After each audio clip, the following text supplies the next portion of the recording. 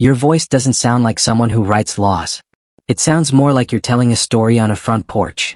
This comment was made by J.D. Vance during a nationally televised congressional debate. His tone was not raised or aggressive, but the remark still caused a noticeable pause across the room. Jasmine Crockett did not respond immediately, as she often didn't in such moments. She pressed her lips together, set her pen down on the table, and looked directly at J.D. Her expression wasn't angry, but it carried a level of focus that made some people avoid holding her gaze for long. The camera shifted briefly toward the audience. A few eyebrows rose, a few people nodded, while most remained silent. J.D. continued speaking as if his comment was simply part of introducing his broader point about standardizing academic language in legislative work. However, for many watching both in the room and on the live broadcast, the focus had already shifted away from policy details. The question lingering in the air was simple. Why would a senator focus on the way someone's voice sounds during a policy discussion? For a moment, it seemed like the exchange had passed without escalation. Jasmine remained quiet, and the hearing continued forward. No one realized that only minutes later, something unexpected would happen. Something that would shift the entire atmosphere of the chamber and draw everyone's attention back. Before continuing, viewers were encouraged to share where they were watching from and subscribe if they believed that intelligence should not be judged by the way someone sounds. The tone suggested that an important moment was still unfolding. The hearing itself was one of the few sessions broadcast live nationwide. The topic was academic language and its role in federal education policy. On the surface, it sounded technical and straightforward, but there was an underlying tension in the room from the beginning. Not everyone said it openly, but many understood that language in this context was not just communication. It also acted as a filter, shaping who is heard, how credibility is judged, and how people are perceived. J.D. Vance, a well-known political figure, had been described by supporters as a strong intellectual voice within his party. He spoke in a controlled, structured way, often with minimal emotional expression.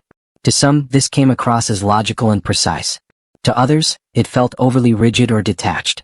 In recent discussions, he had repeatedly emphasized a central idea, that academic language forms the foundation of structured thinking, and that replacing it with emotional or informal expression could weaken serious policy discussions. While the argument sounded reasonable to some, observers began noticing subtle tensions within the room, especially when attention turned toward members with different communication styles, including Jasmine Crockett. Jasmine rarely engaged directly with those points during the hearing. Instead, she often took notes and listened carefully. Those familiar with her background understood why. She did not come from elite academic or political networks. She was raised in the South by a mother who once faced barriers in education and employment due to language and accent differences. Before entering politics, Jasmine worked as a public defender, handling complex cases where law and human experience often intersected. People who had heard her speak knew she did not attempt to hide her Texas accent. Instead, she carried it naturally as part of her identity and background. Years earlier, she had participated in a youth leadership program where a fellow participant, a young man with a strong regional accent, was excluded from a discussion group. The reason given was that his voice was considered distracting and difficult to follow. While most people stayed silent at the time, Jasmine spoke up. She calmly placed the microphone down and said that if someone is being underestimated because of how they speak, then the issue may not be with the speaker, but with how people are trained to listen. That moment was not widely publicized, but it was remembered by those who had experienced similar judgment based on speech, accent, or background. Now, in the present hearing, those same themes seemed to reappear as discussions around language standards continued. Even without direct reference, the framing of clear articulation and structured reasoning over regional expression made some observers feel that the conversation extended beyond technical policy. As the session progressed, reactions online began to grow. Some viewers supported the emphasis on structured communication, while others expressed discomfort with how the discussion was unfolding. Still, in the room itself, no one interrupted, and Jasmine remained composed. It was that silence that drew even more attention to her presence. When the hearing moved into the questioning segment, where members could directly address one another, J.D. Vance turned toward Jasmine and smiled briefly. It was not a warm or inviting smile, but one that suggested confidence in his position and the direction of the discussion. For a moment, it seemed as though a direct exchange might follow. However, Jasmine did not immediately respond. She tilted her head slightly, as if considering her next words carefully. A journalist sitting near the microphones later noted that she heard Jasmine quietly say she did not need everyone to understand her voice, only to understand her message. J.D. then adjusted his posture, leaned forward, and continued his remarks with steady confidence. While the official topic remained language and education policy, it was clear the discussion had taken on a broader tone. He raised a concern that emotional expression, regional speech patterns, and personal style were increasingly being treated as equal to structured academic reasoning in policy discussions. He paused briefly and glanced toward Jasmine before continuing. He clarified that his point was not meant as a personal criticism, but as a general observation about standards in formal debate. Then, with a slight smile, he added that if emotional speech and informal delivery were treated the same as structured argument, then such hearings might as well take place in a casual setting, like an informal conversation on a porch. A few quiet laughs followed from parts of the room, subtle but noticeable enough to shift the atmosphere slightly. Jasmine did not react. She looked down and continued writing in her notebook, her movements steady and controlled. The cameras briefly focused on her, expecting a reaction, but none came. Online, viewers quickly began commenting. Some felt the remark was a rhetorical metaphor, while others interpreted it as a subtle criticism of her communication style. The discussion spread rapidly across social media as people debated the intent behind the statement. J.D. continued, now more direct in tone, explaining that background was not the issue, but rather the use of regional speech patterns as a substitute for structured reasoning in policy debates. He added that while emotion has value, it should not replace logical argument in decision-making. A quiet murmur moved through the audience. Some participants exchanged glances while others remained still. No one interrupted, as the discussion still fell within formal congressional decorum. Jasmine looked up again, her expression steady and focused. She did not speak, but her attention remained fixed on the exchange. At one point, an older senator appeared as though he might step in, tapping his fingers lightly on the table, then stopping again. The room no longer felt like a neutral policy discussion. Instead, it had become a structured debate shaped by tone, perception, and interpretation as much as content. Online, clips and older footage of Jasmine speaking up for individuals dismissed due to accent or communication style began circulating again, adding another layer to the public conversation. Sensing the shift in energy, observers noted that the dynamic in the room had become more intense, even though the language remained formally polite. J.D.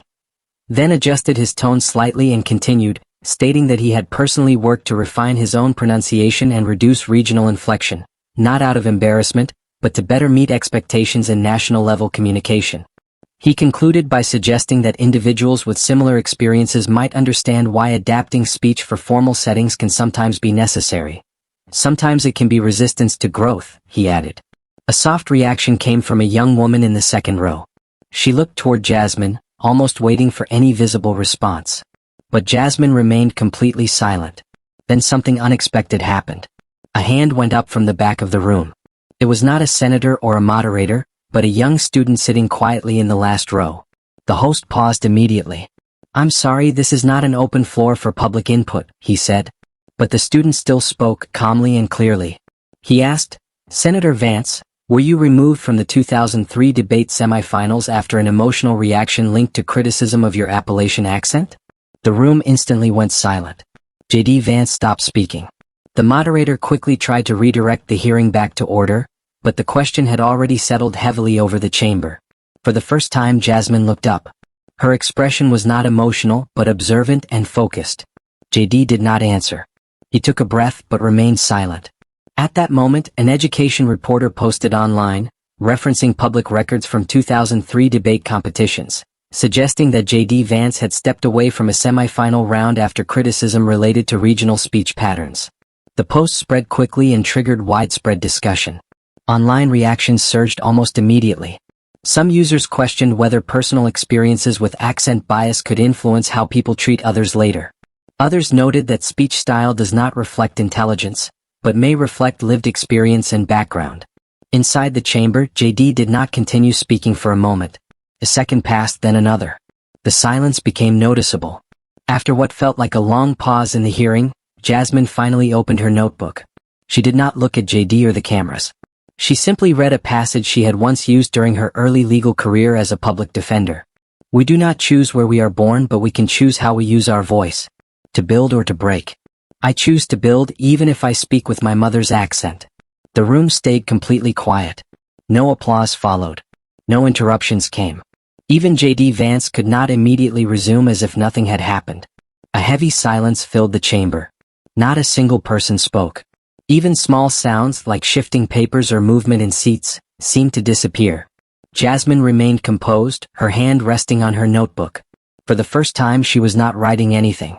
Then, from the back row of the chamber, an area rarely focused on by cameras, an elderly man slowly stood up. No one had called on him. There was no introduction. Still, his presence drew attention across the room. Whispers spread as people tried to recognize him. He walked steadily toward the guest microphone without asking for permission. The host quickly tried to intervene, saying that any off-floor comments required approval. But the man raised his hand slightly, signaling for patience. He looked directly at J.D. Vance and spoke calmly. "You know who I am, J.D., he said. His voice was steady, neither loud nor harsh, but every word carried weight. "I'm Gerald Hunt.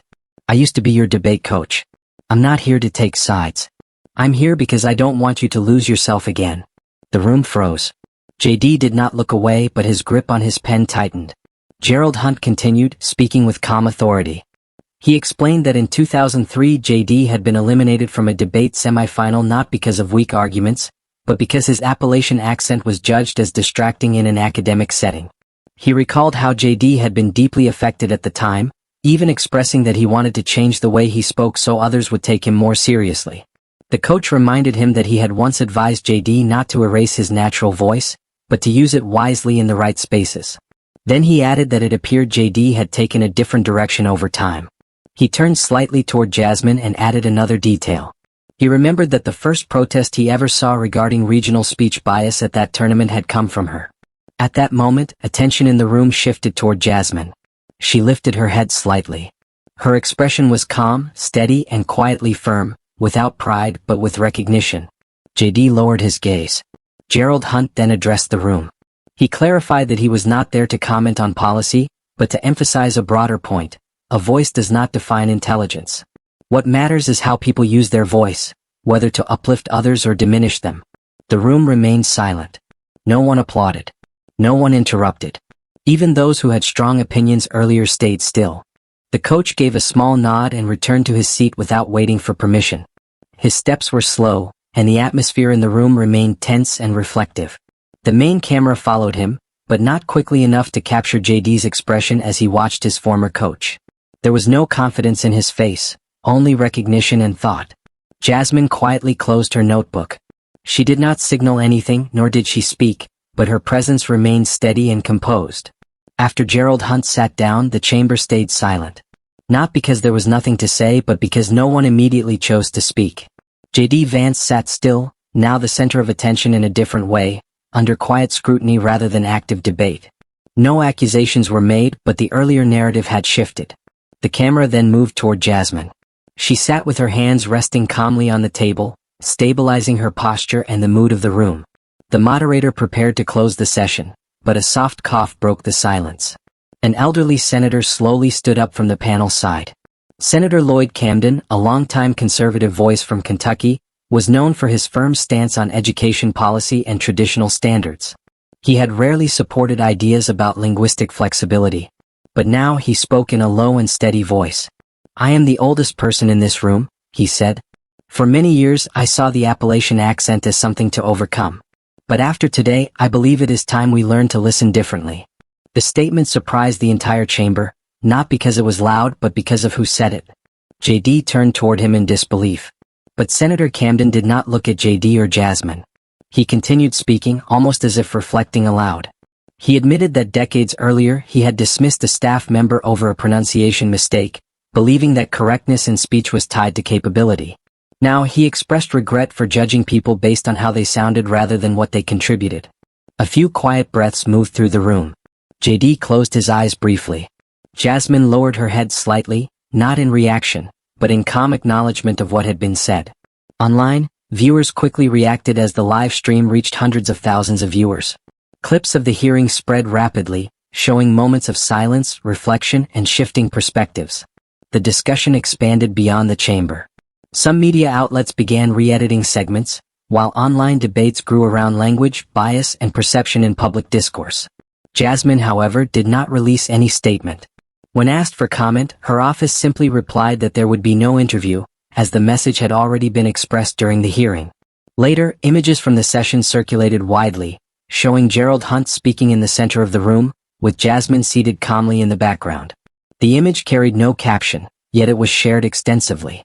In the days that followed, responses from students and young speakers appeared online, sharing personal experiences about being judged for their accents or speech styles, and choosing to speak with confidence anyway. By the end of the hearing, J.D. Vance said nothing further. He gathered his papers quietly and left the chamber. The last person left behind was a staff member cleaning the table, briefly pausing as she looked at the empty seats. A photo of that moment later circulated online. It showed the quiet aftermath of the hearing, with a caption that reflected on silence, understanding, and the weight of unspoken moments. After that congressional hearing, no press conference was held. No official statement came from Congress. J.D. Vance did not issue any public defense. More unexpectedly, Jasmine Crockett also did not give any victory speech, interview, or social media update on her official platforms. Her silence did not calm public attention. Instead, it raised even more questions and discussions among viewers and citizens.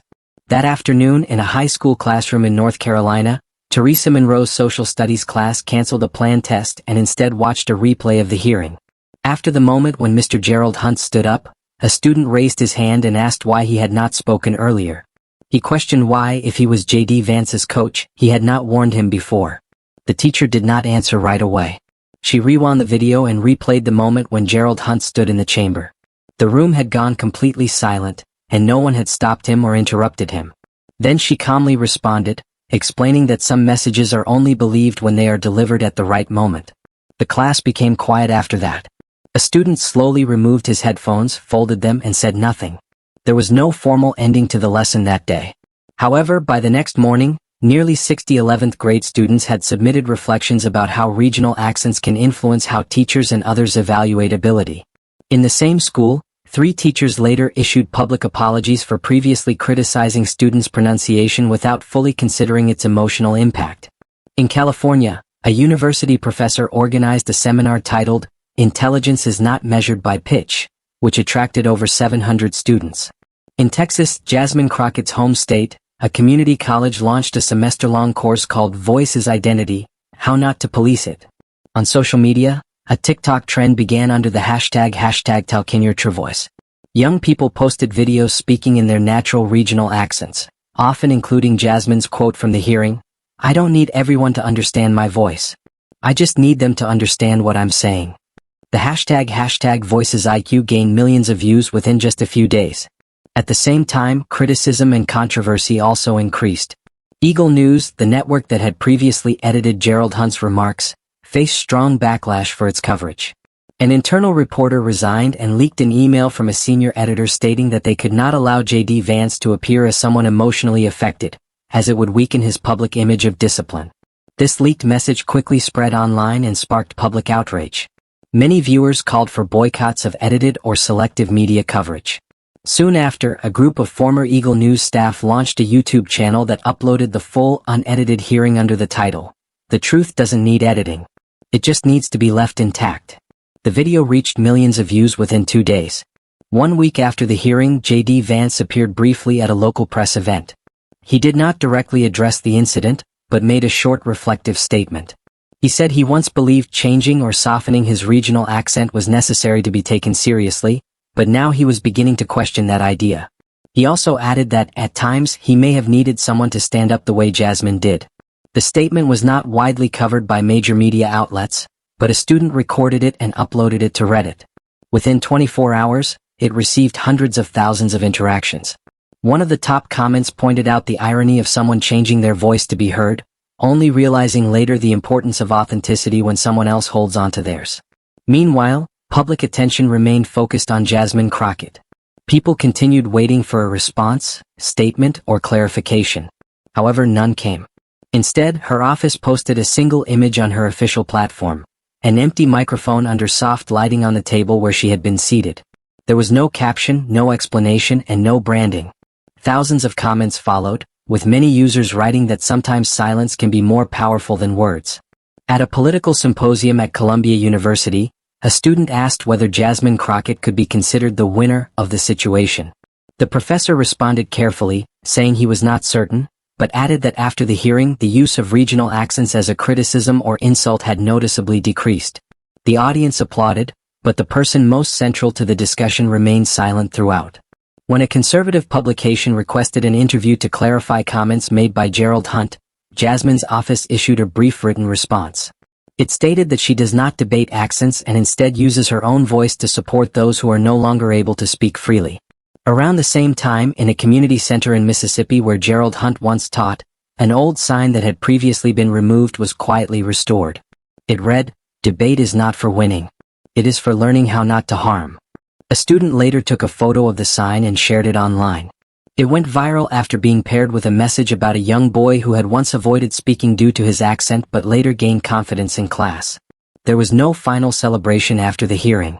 No closing remarks or formal conclusion. The last widely remembered moment was Jasmine standing up, closing her notebook and leaving the chamber quietly.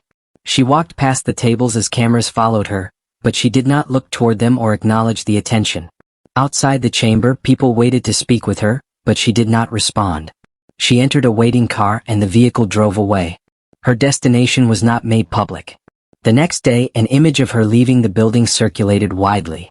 It showed her silhouette under overhead lights casting a long shadow across the marble floor. Her expression was neutral, with no visible emotion. The image spread across platforms faster than most news coverage. In different places, people displayed it in schools, bookstores, and public discussions, often adding their own interpretations about silence and communication. At a leadership panel in Boston discussing voice and representation, an audience member asked whether students should be taught to adopt standard accents to be heard more clearly. The room fell silent. Instead of answering directly, the organizers played a clip of Jasmine's words from the hearing about understanding meaning rather than sound. The audience did not respond verbally, but stood quietly in acknowledgement. Meanwhile, online platforms also showed criticism, with some accounts sharing edited images and commentary questioning emotional reasoning in politics. The discussion remained divided. In Jasmine's hometown, however, she was seen reading with children at a community session. A young girl struggled with pronunciation while reading aloud. Jasmine did not correct her. Instead, she smiled and encouraged her gently to speak in her own way as long as she understood what she meant. That moment was recorded and shared widely, gaining millions of views due to its simplicity and message. Later, when asked for a final comment by a media outlet, her office issued a short written response. That truth does not need to be shouted, and when people stand together, even in silence, justice becomes more than an idea. That line was later shared widely, printed on posters, and displayed in libraries and public spaces as a reminder that a voice is defined not only by how it sounds, but by what it stands for.